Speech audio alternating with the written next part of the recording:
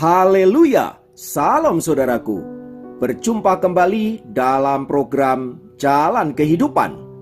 Masih dalam segmen Sapa Jemaat di Rumah, kita akan bersaat teduh bersama-sama agar sepanjang hari yang akan kita lalui hari ini sungguh menjadi hari yang menyenangkan dan diberkati oleh Tuhan. Mari kita berdoa. Bapa, kami rindu lawatan-Mu melawat kami. Dan biarlah firman yang sebentar kami renungkan boleh menjadi rema yang akan menuntun sepanjang hari ini untuk kami mentaati kehendak-Mu. Berfirmanlah, kami siap diberkati. Dalam nama Yesus. Haleluya. Amin. Firman Tuhan kali ini terambil dari Mazmur 14 ayat 1. Mazmur 14 ayat 1 berkata, orang bebal berkata dalam hatinya, tidak ada Allah. Saudaraku, kata orang bebal yang dicatat dalam Mazmur 14 ayat 1 itu tidak menunjuk kepada orang yang tidak mengenal Allah, melainkan orang yang mengenal Allah tapi menolak keberadaannya. Dengan kata lain, ia mengakui bahwa Allah ada, tetapi ia memutuskan untuk menolak keberadaan Allah di dalam hidupnya. Itu berarti ia juga menolak campur tangan Tuhan dalam hidupnya. Sebab bagi orang-orang bebal, tanpa Allah pun mereka bisa menjalani hidup. Bahkan mereka dapat melakukan hal-hal yang hebat, hal-hal yang luar biasa tanpa campur tangan Allah. Suatu kali ada seorang pendeta yang bernama Dr. Witherspoon, mantan rektor Princeton College, suatu kali berada di atas sebuah kapal. Di kapal itu ada seorang guru besar yang dengan terang-terangan mengaku kepada dirinya bahwa ia adalah seorang ateis dan bahwa dia tidak mempercayai Allah dan tidak pernah percaya juga akan adanya surga dan neraka. Tak lama kemudian terjadi sebuah badai yang dahsyat yang menerpa kapal tersebut.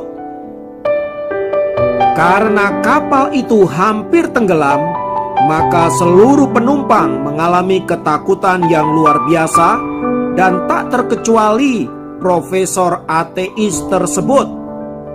Dalam ketakutannya, ia mendatangi Witherspoon dan berkata, "Tuan Witherspoon, kita semua pasti akan tenggelam dan akan mati.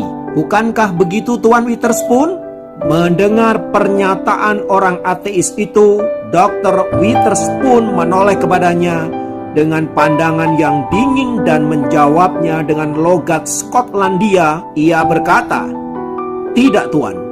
Kita memang ada di dalam kapal yang sama, tetapi Anda dan saya memiliki tujuan yang berbeda. Kalaupun kapal ini tenggelam dan kita mati, maka aku akan memiliki kehidupan kekal abadi. Bagaimana dengan engkau sendiri, Tuan ateis?" Sang profesor ateis itu tidak bisa menjawabnya, selain diam membisu sambil menahan rasa takut yang tiada tara, menunjukkan bahwa ia sedang membutuhkan pertolongan dari Sang Maha Kuasa agar ia terlepas dari bencana itu. Saudara, dalam hidup kita seringkali kita tidak mempercayai Tuhan sedemikian rupa. Seringkali kita menjadi ateis saat semuanya baik-baik saja.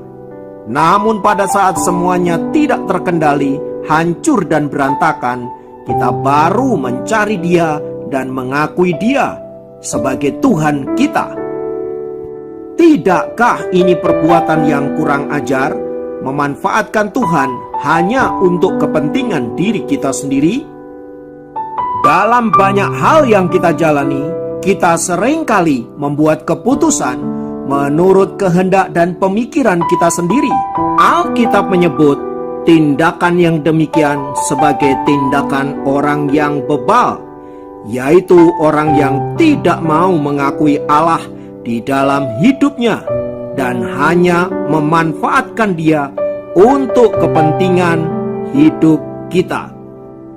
Belajar dari firman Tuhan di atas, saudaraku, mari kita menjadi orang-orang yang bijaksana dan bukan orang bebal.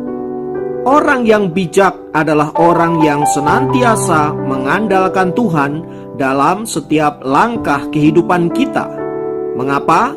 Karena memang pada dasarnya kita tidak mampu melakukan apapun tanpa kasih dan penyertaan Allah. Oleh sebab itu, kita perlu mengakui Dia dalam segala langkah kehidupan kita. Sekecil apapun yang kita hendak kerjakan, mari libatkan Allah dalam hidup kita. Kiranya kita semua ada di dalam berkat dan penyertaan Allah dalam hidup kita.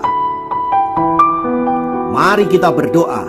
Bapa, dalam nama Yesus, biarlah firman-Mu senantiasa menguatkan dan meneguhkan kami.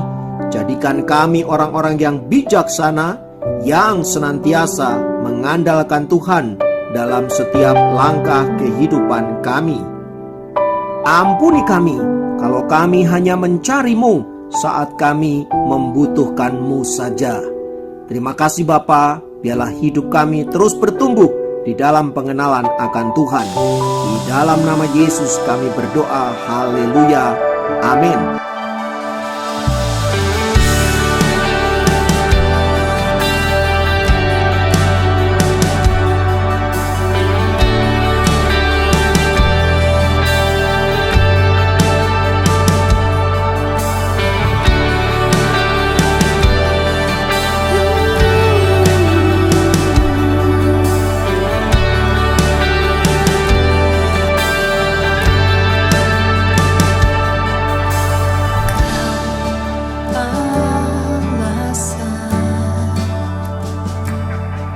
Di dalam hidupku, untuk berserah penuh kepadamu.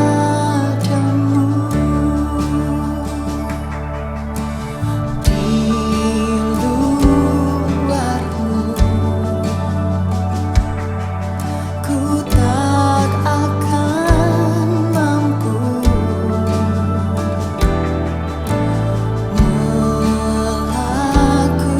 melakukan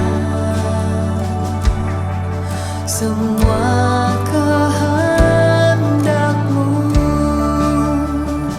Yesus penolongku, ku cari